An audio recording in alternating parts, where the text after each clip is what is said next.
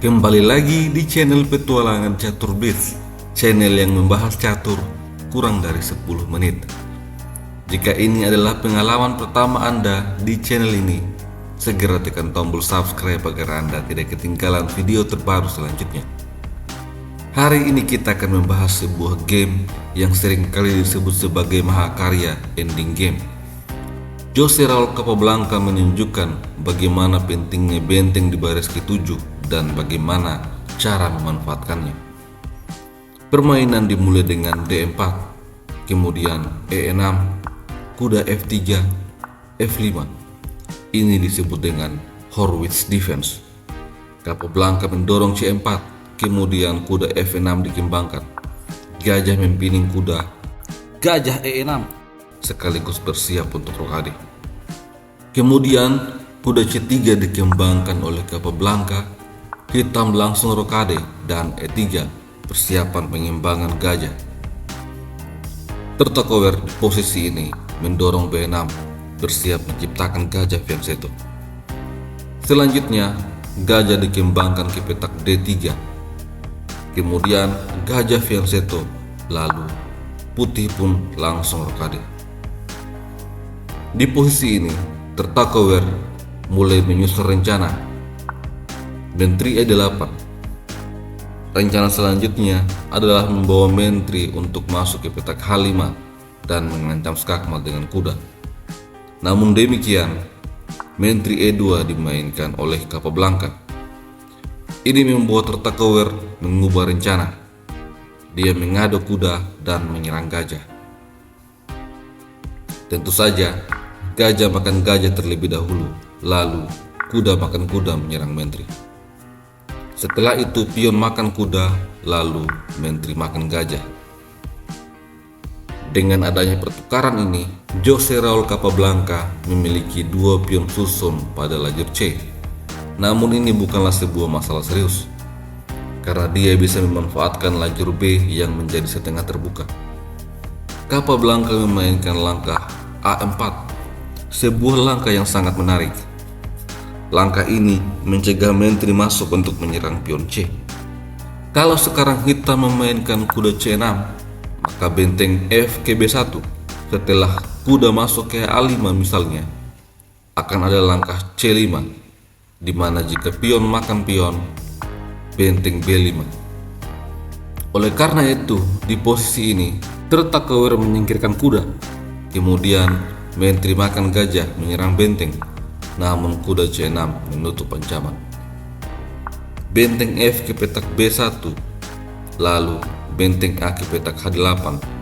Kemudian Capablanca kembali memainkan sebuah langkah profilaksis, menteri H3. Dengan demikian, Tertakower belum bisa untuk mendorong pion E. Olehnya itu, Tertakower melakukan manuver mengangkat benteng. Benteng ini akan aktif menekan sayap raja. Ancaman ini direspon dengan F4. Kemudian kuda masuk ke petak A5 dan menteri kembali ke petak F3 untuk mendominasi diagonal petak terang. Tertakower kemudian mendorong D6 dan di posisi ini Capablanca menarik benteng ke petak E1. Tujuan selanjutnya tentu saja untuk mendorong pion E. Keberadaan kuda di petak A5 membuat kuda ini menjadi tidak aktif dalam pertempuran. Itulah mengapa Capablanca membawa menteri ke petak F3. Xavier Tertakower di posisi ini membawa menteri ke petak D7 dan Capablanca langsung membongkar senter dengan E4. Ini dibalas dengan pion makan pion, menteri makan pion, mengancam pion H. Oleh karena itu, G6 didorong. Capablanca mendorong G3, memperkuat struktur pion di sayap raja, dan dia akan bersiap untuk mendorong pion H. Raja pindah ke F8, raja G2, kemudian benteng mundur ke petak F7. Setelah itu, Capablanca mendorong H4, dan di posisi ini Tertakower memainkan langkah D5. Tujuan langkah ini adalah memaksakan pertukaran menteri. pion makan pion, pion makan pion, menteri makan benteng, skak. Menteri makan menteri, benteng makan menteri, skak, dan raja makan benteng. Setelah terjadi pertukaran menteri, analisa komputer menunjukkan bahwa putih sedikit lebih unggul daripada hitam. Di posisi ini, Capablanca kemudian mendorong pion H5, mengorbankan sebuah pion. Apabila pion ini dimakan, maka benteng H1, raja F8 akan dibalas dengan benteng makan pion. Dengan demikian, putih akan menggerogoti pion hitam satu persatu. Tertakawar tentu saja tidak mengambil pion. Dia memilih benteng F6, kemudian pion makan pion, pion makan pion. Lalu benteng dibawa ke petak H1, berencana untuk menguasai baris ke-7. Kalau sekarang hitam terburu-buru menyerang balik dengan benteng C6, maka benteng ini akan diserang oleh gajah dan akan jatuh dalam waktu singkat.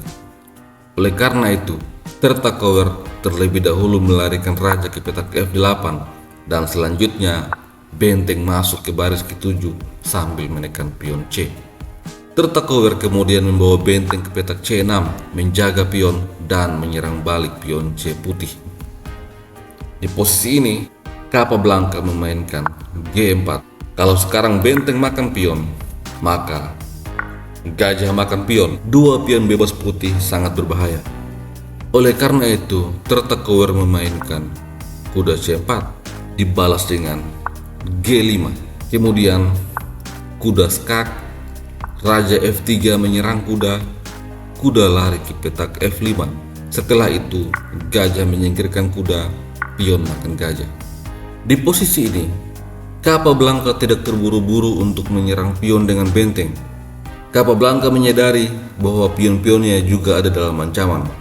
Oleh karena itu, dia berencana untuk membawa raja ikut dalam pertempuran.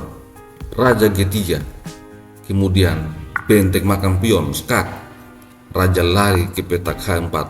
Setelah itu, benteng menyerang pion, dan Capablanca memainkan G6, membiarkan benteng makan pion. Setelah itu, raja menyerang benteng. Inilah sebuah teknik investasi jangka panjang dari Capablanca. Dia mengorbankan pion-pionnya untuk mengancam skakmat.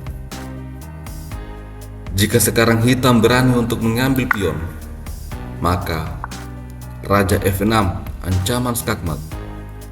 Raja G8 akan dibalas dengan benteng D7. Ancaman skakmat ini tidak bisa untuk dihentikan. Atau jika di posisi ini raja lari ke petak E8, maka benteng H8, skak, raja D7 akan dibalas dengan G7. Pion promosi tidak akan bisa untuk dihentikan.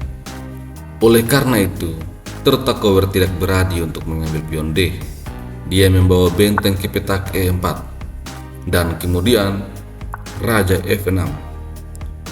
Tujuan sesungguhnya raja ini adalah mengancam skakmat dengan benteng. Olehnya itu, raja G8 dimainkan, kemudian benteng G7, skak, dan kemanapun raja lari, pion C akan jatuh. Pada game sesungguhnya, Tertakower melarikan raja ke petak H8. Setelah itu, benteng makan pion, ancaman skakmat di langkah selanjutnya.